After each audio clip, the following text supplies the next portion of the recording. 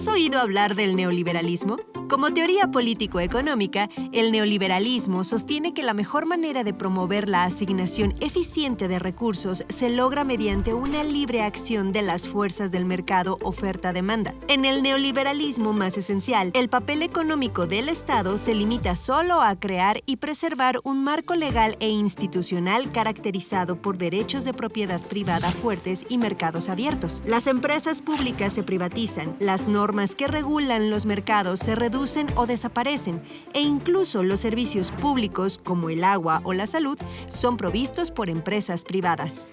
El neoliberalismo comenzó a extenderse en distinto grado a muchos países en la década de 1970, debido a la crisis del estado de bienestar provocada por el desempleo, el déficit de las finanzas públicas que mermó la capacidad redistributiva del sistema y la falta de competitividad de las economías locales en un contexto que tendía a la globalización. La caída del socialismo en Europa del Este llevó también a los países de ese bloque a adoptar economías neoliberales en la década de 1990. En México, las políticas de esta tendencia se implicaron como un remedio a la crisis que estalló en 1982. Después de que nuestro país fallara en el pago de la deuda externa, los organismos financieros internacionales le exigieron, para normalizar su situación, la liberación de su economía, en la que el Estado había tenido hasta entonces un fuerte papel interventor. La entrada de México al Acuerdo General sobre Aranceles Aduaneros y Comercio, la privatización en las empresas públicas, salvo aquellas estratégicas como Pemex, la desnacionalización de la banca,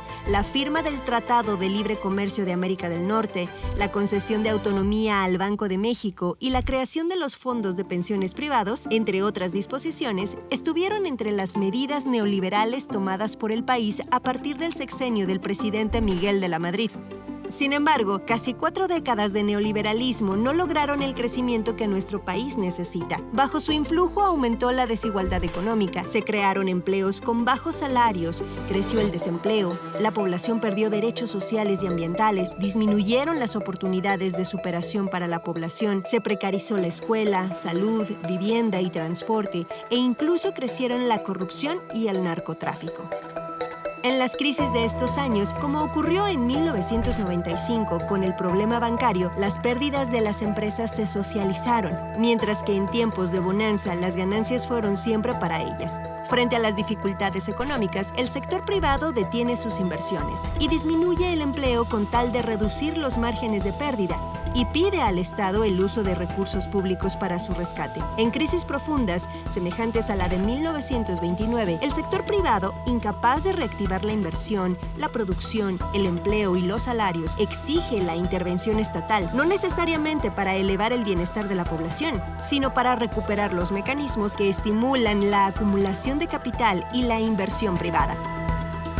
El neoliberalismo ha erosionado además la convivencia social al exaltar el individualismo por encima del bien común. También ha mercantilizado la realidad, al convertir todo en objeto de consumo y al esperar que la solución a todos los problemas la dé espontáneamente el mercado. Aunque defiende la libertad del individuo, el neoliberalismo ha encarnado en realidad la libertad de los intereses de la propiedad privada, las empresas, las compañías multinacionales y el capital financiero. ¿Hay alternativas al neoliberalismo?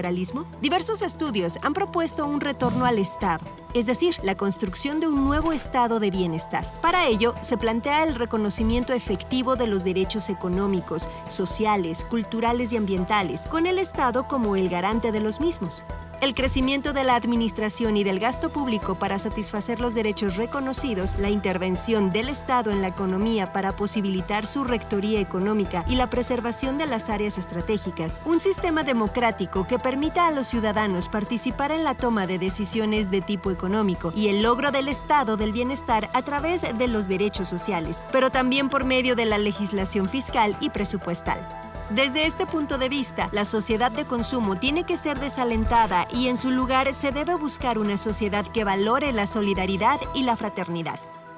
Sería primordial, además, devolver al Estado la capacidad de reacción ante situaciones de emergencia, como la que se ha vivido recientemente con la pandemia de COVID-19, en que la atención médica resultaba insuficiente, lo mismo que el suministro de medicamentos y vacunas, tarea que se halla en manos privadas y en muchos casos transnacionales. Esta misma situación evidenció la nula capacidad de México para generar ciencia y tecnología, como la necesaria para producir medicamentos, pues los gobiernos neoliberales descuidaron la educación, la ciencia y la innovación. ¿Cómo reactivar la economía, elevar el crecimiento y el bienestar erosionado por el neoliberalismo?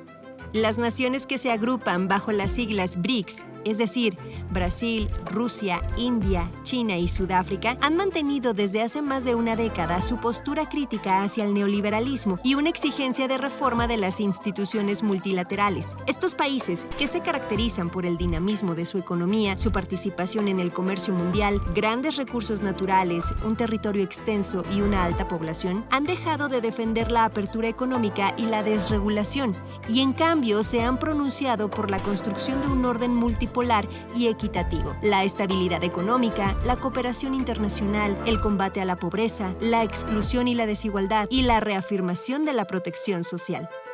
El Foro BRICS defiende un modelo de desarrollo en el que el gobierno es motor y fiscalizador y mantiene un activo intervencionismo en el mercado para conjugar crecimiento y estabilidad. Su acción se complementa con políticas como la gestión macroeconómica sólida, instituciones comerciales eficientes, inversiones en capital humano e infraestructura, apoyos de ajuste y el mantenimiento del Estado de Derecho. En su cumbre de Nueva Delhi de 2012, los BRICS expresaron que el desarrollo sustentable debe ser el principal paradigma en cuestiones ambientales, así como para estrategias económicas y sociales, y que la apertura comercial por sí misma no es suficiente para garantizar el crecimiento, el desarrollo y la inclusión social. De esta manera, los BRICS se han convertido en un mecanismo que al mismo tiempo demanda y construye un orden internacional crítico del neoliberalismo y de las instituciones vigentes. Así, desde la semiperiferia, se cuestionan las políticas promovidas por los estados centrales, en particular por Estados Unidos, y los organismos financieros internacionales, con la vista puesta en la formación de un orden en que no predomine una sola potencia y sea más democrático e incluyente.